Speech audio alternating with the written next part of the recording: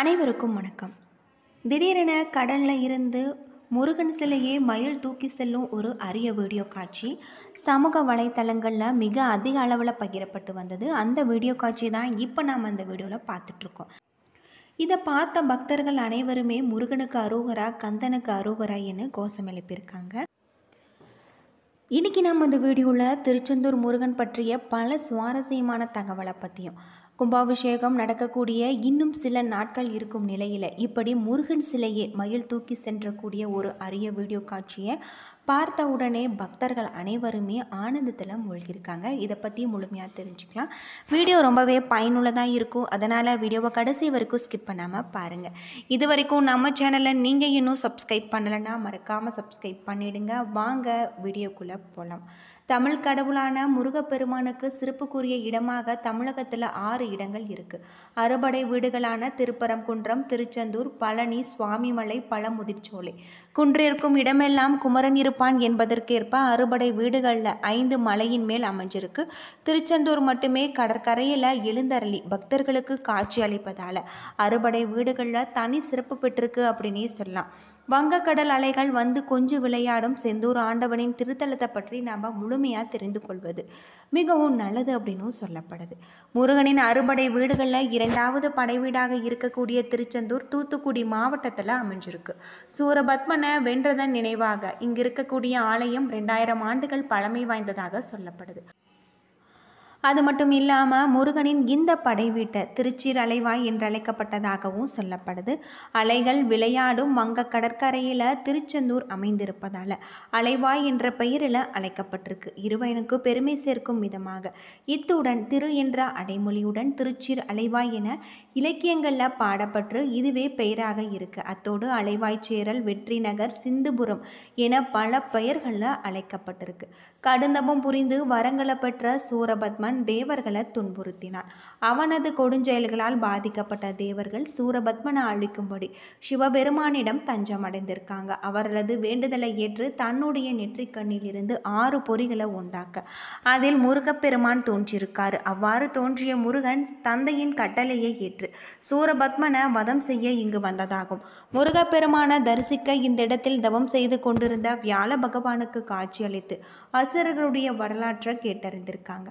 தனது படை தளபதியான வீரவாகுவ சூரபத்மனுக்கு தூது அனுப்பினான். ஆனால் அழிவின் விளிம்பில் இருந்த அசுரன் அதை மறுத்து யுத்தத்திற்கு அழைக்கோவல் விடுத்தான். முடிவில் முருகப்பெருமானால் வதம் செய்யப்பட்டு அவருடைய கொடியில இடம் பிடித்து நட்பேறு பெற்றிருக்காங்க அப்படின்னே சொல்லலாம். வியாழ பகவானின் வேண்டுகோளை ஏற்று இவ்விடத்தில் தங்கிய முருகனுக்கு விஸ்வகர்மாவை அழைத்து ஆலயம் எழுப்பியிருக்காங்க. அது மட்டும் இல்லாமல் இங்கு ஜெயந்திநாதர் என்று அழைக்கப்பட்டதால் முருகப்பெருமானுடைய பெயர் மருவி செந்திநாதர் என்றும் திரு ஜெயந்திபுரம் என்பது திருச்செந்தூர் எனவும் மாறியதாக சொல்லப்படுது. ஓம் எனும் வடிவில் அமைஞ்சிருக்கக்கூடிய திருச்செந்தூர் கோவில் 17ஆம் நூற்றாண்டில் கட்டப்பட்டு 157 அடி உயரம் கொண்ட இந்த கோவிலின் கோபுரம் 9 தளங்களை கொண்டதாக அமைஞ்சிருக்கு.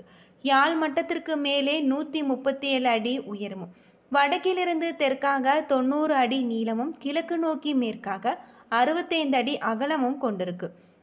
கோபுரம் உச்சியின் மேற்புறம் 20 அடி அகலம் மற்றும் 49 அடி நீளம் கொண்டிருக்கு. கோபுரம் 9 தளங்களை கொண்டிருக்கு என்பதை குறிக்கும். கோபுரத்தின் உச்சியில் 9 கலசங்கள் அமைஞ்சிருக்கு. இந்த திருக்கோவிலில் உள்ள சண்முக விலாசம் என்னும் மண்டபம் 120 அடி உயரமும் 60 அடி அகலமும் கொண்டு பிரம்மாண்டமாக அமைஞ்சிருக்கு. இந்த மண்டபத்தை 124 தூண்கள் தாங்கி நிற்கிறதாகவும் சொல்லப்படுது.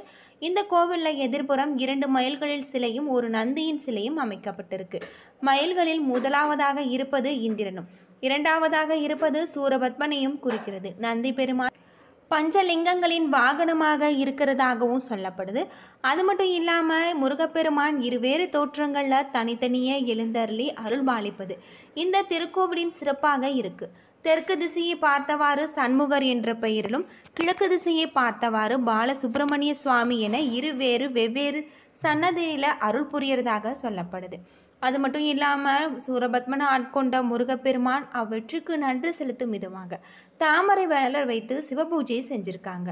ஆனால் முருகப்பெருமானின் வலது கரத்தில் தாமரை மலர் இருப்பதை இன்றுமே நம்மால் காண முடியும். சிவயோகி போல தலையில் ஜடாமகுடம் தரித்திருக்கும் இவருக்கு இடது பின்புற சுவற்றில் ஒரு லிங்கம் இருக்கு. இந்த லிங்கத்திற்கு தீபாராதனை காட்டிய பிறகு முருகப்பெருமானுக்கு தீபாராதனை நடக்கிறதாகவும் சொல்லப்படுது. அது மட்டும் இல்லாமல் சிவலிங்கம் இரண்டுமே இருளில் அமைந்திருப்பதால் தீபாராதனை வெளிச்சத்தில் மட்டுமே பார்க்க முடியும் அப்படின்னும் சொல்லியிருக்காங்க. இந்த திருக்கோவிலில் எழுந்தருள் இருக்கக்கூடிய பாலசுப்பிரமணிய சுவாமிக்கு பூஜைகளுக்கு பிறகு வெந்நீர் ஆடையை சாத்துறாங்க. மற்றொரு சன்னதியில் இருக்கக்கூடிய சண்முகருக்கு பச்சை நிறம் கொண்ட ஆடையை அணிவித்து வருவதாகவும் சொல்லப்படுது. உச்சிக்கால பூஜைகள் முடிந்த பிறகு மணி ஒலிக்கப்படும். 100 கிலோ எடை கொண்ட இந்த மணி கோவில் கோபுரத்தில் 9வது அறையில் வைக்கப்பட்டு இருக்கிறதாகவும் சொல்லப்படுது.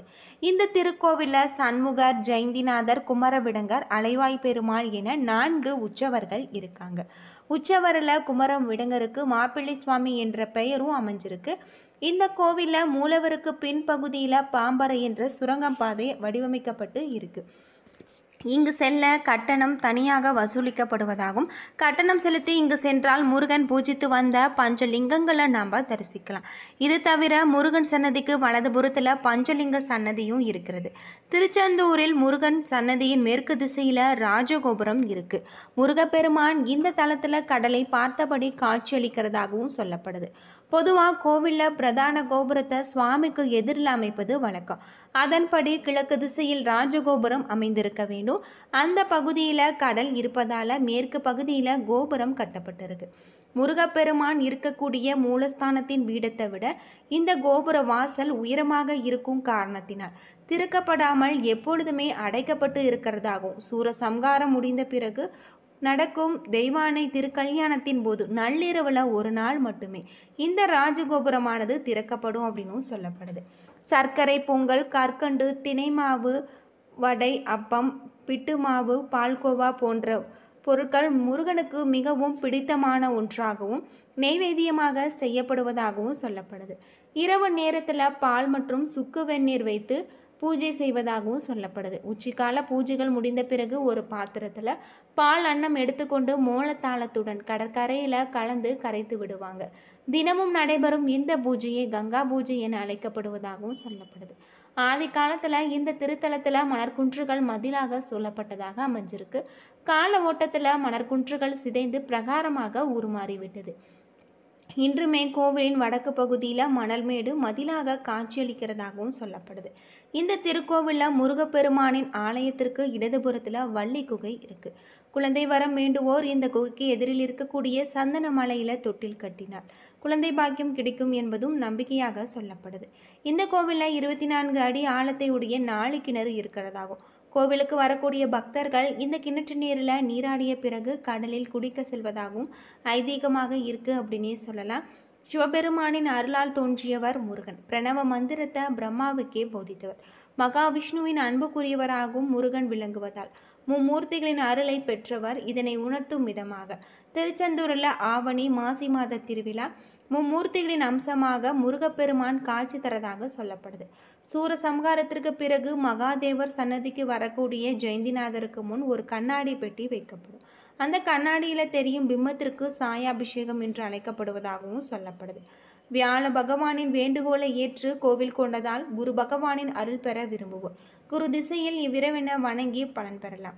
ஜெயந்திநாதராய் அருள் விளங்குவதால் இங்கு முருகனை வணங்குவோருக்கு வாழ்க்கையில் வெற்றி கிடைக்கும் என்பது ஐதீகம். ஏவல், பில்லி, சூனியம் போன்றவற்றால் பாதித்தவர் இந்த ஆலயத்தில் வழிபட்டார் தீவினை கோளாறுகள் நீங்கும் அப்படின்னு சொல்லப்படுது. அது மட்டும் இல்லாமல் திருச்செந்தூர் முருகப்பெருமானுக்கு அபிஷேகம் செய்து கோவிலை வலம் வந்தார். மிகப்பெரிய அற்புதமான ஒரு மாற்றம் ஏற்படும். வாழ்நாள் முழுவதுமே தவம் செய்து கிடைக்கக்கூடிய பலனை இந்த ஆலயத்தில் ஒரு நாள் நம்ம விரதமிருந்து முருகனை வழிபட்டால் பெறலாம் என்பது நம்பிக்கையாக சொல்லப்படுது அப்படின்னே சொல்லலாம். என்ன நண்பர்களே, இந்த வீடியோ உங்களுக்கு பயனுள்ள ஒரு தகவலை தந்திருக்கும்னு நினைக்கிறேன். வீடியோ பிடிச்சிருந்தால் லைக் பண்ணுங்கள், ஷேர் பண்ணுங்கள், கமெண்ட் பண்ணுங்கள். இதுபோல் தகவலை தெரிஞ்சுக்க நம்ம சேனலை மறக்காமல் சப்ஸ்கிரைப் பண்ணிடுங்க. நன்றி நண்பர்களே.